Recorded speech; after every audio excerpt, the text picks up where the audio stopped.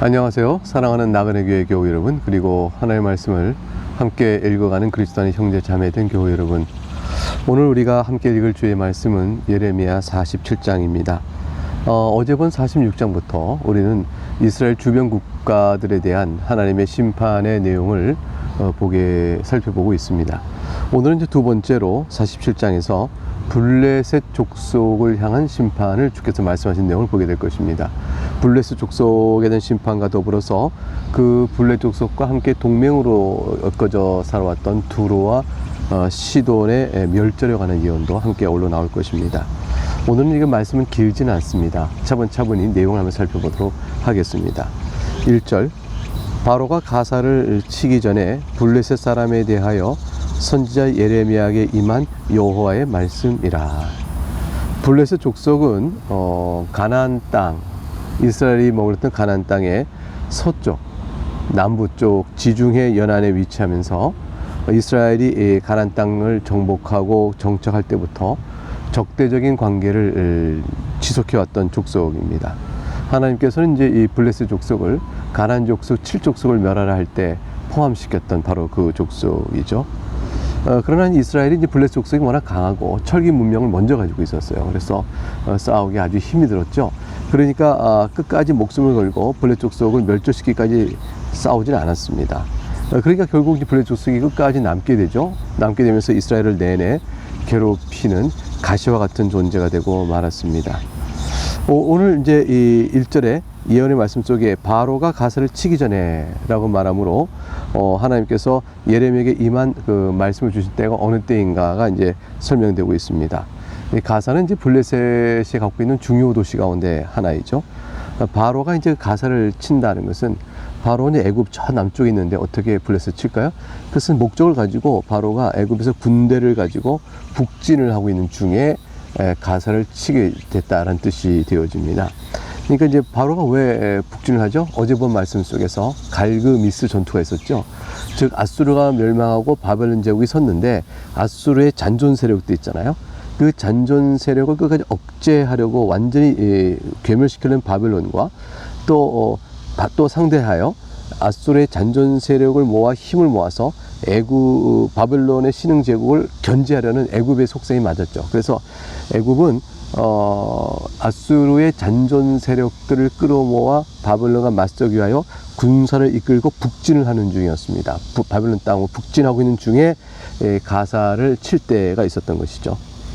그때의 예언의 말씀을 주셨습니다. 근데 예언의 내용은 언제 성취되냐면 뒤에 보면 알겠지만 바벨론 왕에 의해서 느부갓네살 왕의 침범, 느부갓네살이 예루살렘 침공할 때 그때쯤에 이 일이 이루어집니다.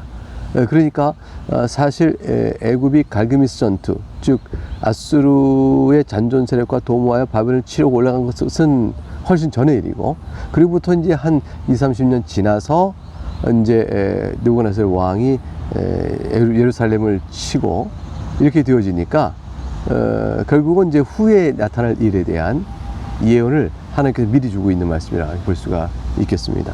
2절부터 볼까요? 여호와께서 이와 같이 말씀하시되 보라, 물이 북쪽에서 일어나 물결치는 신을 이루어 그 땅과 그 중에 있는 모든 것과 그 성읍과 거기에 사는 자들을 휩쓸리니 사람들이 부르짖으며 그 땅 모든 주민이 울부짖으리라. 이 무시무시한 침략군의 모습을 그리고 있죠. 큰 물이 나서 물결치는 신을 이루어 땅과 그 모든 걸 다 홍수가 나 흡수해버렸다고 생각해 보세요. 이 침략군이 바벨론 군대예요. 왜냐하면 2절에 보니까 물이 북쪽에서 일어났다. 이게 북쪽에서 물결치는 신을 이루는 물은 곧 바벨론을 뜻하기 때문입니다. 홍수가 나서 범람하여 주변 모든 것을 휩쓸고 싹 쓸어갈 때에 남은 것이 뭐가 있겠어요? 처참하지 않습니까? 해일이 나서 다 쓸어버리면 그 해변가 마을이 다 초토화되는 것처럼 바벨론 군대가 블레셋을 향하여 도무지 감당할 수 없는 기세로 막 블레셋을 침공해 오는 모습을 지금 보여주고 있는 것이죠. 아까 잠깐 말씀드렸지만 애굽의 바로가 이제 아수르의 남은 잔존 세력과 더불어 바벨론과 싸우기 위하여 전투를 벌이죠. 그 갈그미스 전투를 하는데, 그때 하기 위해 북진하고 있을 때는 아직 바벨론 세력이 강대하게 자리 잡기 이전이기 때문에 그것들이 남진하여 블레셋과 두루와 시돈을 친다는 것은 아직 생각하기 어려운 때였습니다. 하지만 하나님께서는 이미 장래 그 일이 있을 것임을 이제 예언의 말씀을 주고 있는 것이죠. 그때쯤이 되면 사람들이 부르짖고 그 땅의 모든 주민이 울부짖으리라. 그 비참하고 처참한 공격을 받게 될 걸 의미해요. 살고자 애를 쓰고 또 울부짖지만 처참함으로 남을 것이 없는 황폐함이 있게 될 것이라고 말합니다.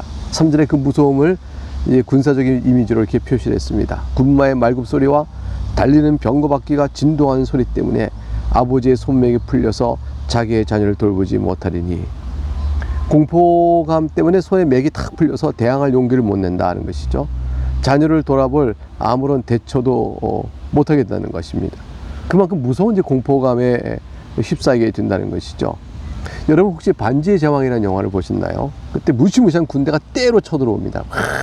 창가가 왁 쳐들어올 때 그 어마어마한 군대가 앞서 오는 걸 보면서 작은 성에 갇힌 채 그걸 방어하는 사람의 그 두려움이 얼마나 클까요?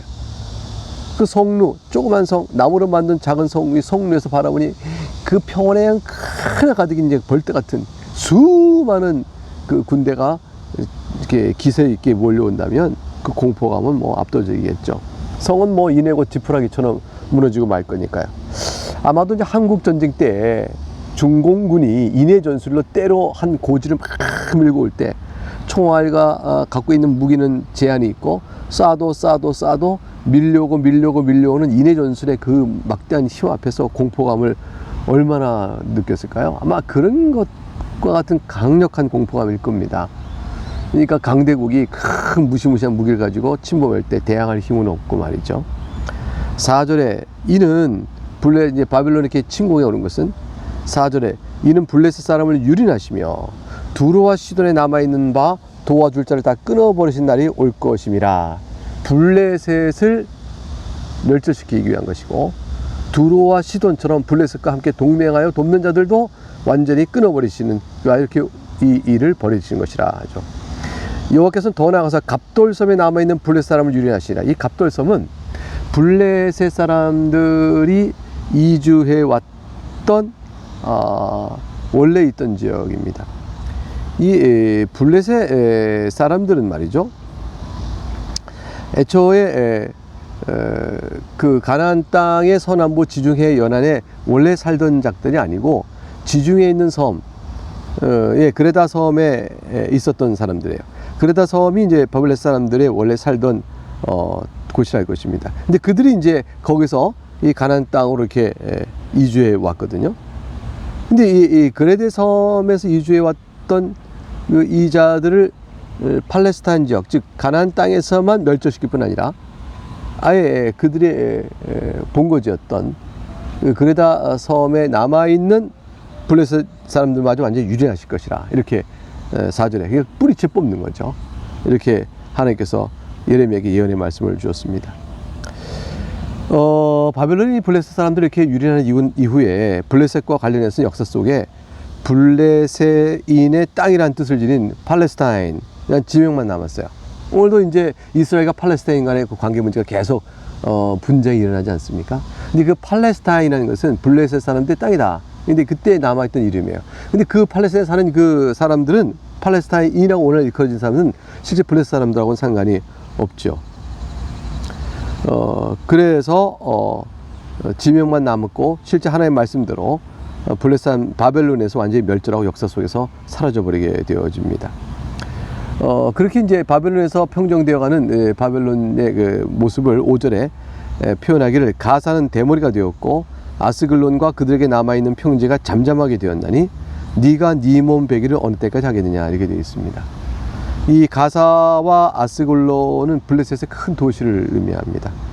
근데 가사는 이제 대머리처럼 황폐해지고 아스글론과 그들에게 남아있는 자들도 평지처럼 잠잠하게 됐다. 이것은 대머리처럼 됐다는 것은 이제 그들이 이제 완전히 황폐하게 됐다는 표시이고요.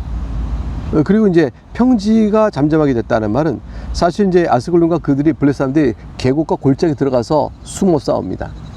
그러니까 전투력이 강하고 계곡과 골짜기에 있으니까 이렇게 제압하기 쉽지 않습니다. 근데 그것이 비록 계곡과 골짜기에 숨어 저들이 방어 전술을 핀다 할지라도 바벨론 군대가 그것을 초토화시켜서 평지에서 그들을 제하는 것처럼 깨끗이 유린해 버릴 것이란 뜻을 의미합니다. 네가 네 몸 베기를 언제 때까지 했냐? 왜 자기 몸을 보일까요?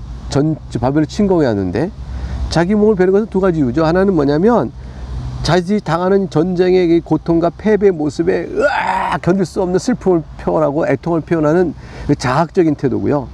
또 하나는 이제 우상 숭배의 태도죠. 자신이 숭배하는 우상의 힘을 좀 받으려고 자기 몸에 막 피를 내서 그에게 절규하고 하는 기도의 모습들, 그런 것이라고 볼 수 있죠. 아무런 효력이 없습니다. 하나님께서 다스리시니 말이죠. 6절에 오호라 여호와의 칼이여 네가 언제까지 쉬지 않겠느냐? 네 칼집에 들어가서 가만히 쉴지어다. 이 6절은 갑자기 내용이 오호라 여호와의 칼이여, 누가 여호와의 칼이여 부를까? 이 말은 사실 블레셋 사람들의 탄식이에요. 그러니까 바벨론에 의해서 이루어질 일이 가사는 대머리가 되고, 그 다음에 이제 4절에 블레셋 사람을 유린하시면 다 여호와께서 하신 일에 대한 예레미야 예언인데, 이제 6절에 가게 되면 예레미야가 말하기를, 하나님께서 예언하시기를 블레셋 사람들이 이렇게 탄식할 거라는 거예요. 이렇게 탄식. 그 탄식의 내용은 오라 여호와의 칼이여 네가 언제까지 쉬지 않겠느냐? 네 칼집에 들어가서 가만히 쉴지어다. 이렇게 탄식할 거라는 것이죠. 블레셋 사람도 알고 있었던 거예요. 이게 바벨론에 의해서 자기들이 이렇게 유린당하고 있는, 멸절당하고 있는 상황이 이스라엘 하나님께서 바벨론 도구로서 자기들을 심판하고 계시다는 사실을 알고 있는 거죠. 그래서 죄송합니다. 겉으로는 외적으로는 바벨론의 침략이지만 역사의 배면 속에 이스라엘 하나님 여호와께서 주장하고 있다는 사실을 알고 저들이 당하는 이 슬픔과 아픔과 애통 속에서 오 여호와의 칼이여 이렇게 얘기한다는 거예요. 그런 거 보게 되면 예레미야 시대 때 유다 백성보다 오히려 나아요. 그런 면에서는 유다 백성들이 바벨론에 심판할 때 여호와의 칼이여 주께서 우리를 재앙 가운데 심판하십니까? 이렇게 나오면 그들이 징계에 대한 것을 막고 회개하고 엎드리지 않겠어요? 근데 그렇지 못했던 것이죠. 블레셋인들은 하나님께서 자신들을 심판하고 계시다, 바벨론 도구로, 그걸 알고 있었습니다. 그래서 탄식하는 거예요. 네가 언제까지 쉬지 않겠느냐? 네 칼집에 들어가서 가만히 쉴지어다. 여호와의 칼이요 이제 그만하시오. 이런 뜻이죠. 7절에, 그러나 6절에 블레셋 사람들의 이 탄식에 대해서 7절에 예레미야가 이제 답을 주는 내용입니다. 여호와께서 이를 명령하셨은즉 어떻게 잠잠하며 쉬겠느냐? 아스글론과 해변을 치료하여 그가 정하셨느니라 하니라. 하나님께서 아스글론, 가사 너희들을 멸하게 하시려 하나님 정하신 일이니 하나님께서 이걸 잠잠하게 하도록 하시겠느냐? 바벨론 끝까지 너희를 그 뜻을 이룰 때까지 완전히 진멸하리라. 과연 블레셋은 그래서 사라지게 되어집니다. 하나님께서 정하신 뜻은 반드시 이루어지고요. 역사 속에 그렇게 이루어져 왔습니다. 오늘 이제 그리스도께서 이 땅에 오신 선한 구속의 사역뿐 아니라 이 세상에서 복음을 듣고 구원하기로 택정한 백성이 있는 곳에 복음을 전하시는 일도 반드시 이루어지고, 반대로 역사 속에서 악을 행하여 이미 역사 속에서 심판을 받게 되는 자들은 또 하나님의 뜻 가운데서 반드시 멸절되고 사라지게 되어집니다. 예수 그리스도께서 다시 오실 그날이 되어지면 그 당시에 계속해서 영구할 것 같은 대단한 제국들, 아수르 제국도 그렇고 바벨론 제국도 그렇고 로마 제국 다 그랬어요. 다 영구할 것만 같았습니다. 그러나 이내 곧 한 시대가 끝나면 무너지게 되어 있습니다. 500년, 1000년 역사를 자랑해도 하나님 보기에는 한순간 같은데 다 무너지고 맙니다. 예수님께 다시 오실 때 세상의 바벨론과 같은 어떤 세력들은 다 무너지게 될 것입니다. 그러나 교회는 음부의 권세가 아무리 흔들러도, 결국 아무리 흔들어도 교회에는 흔들림이 없을 것입니다. 이것이 여러분과 제가 받은 구원의 은혜라 할 것입니다. 이 말씀으로 힘을 내어 사실은 또 하루가 될 수 있기를 주의 이름으로 축복합니다. 네, 오늘 여기서 마치고 내일 다시 뵙겠습니다. 감사합니다.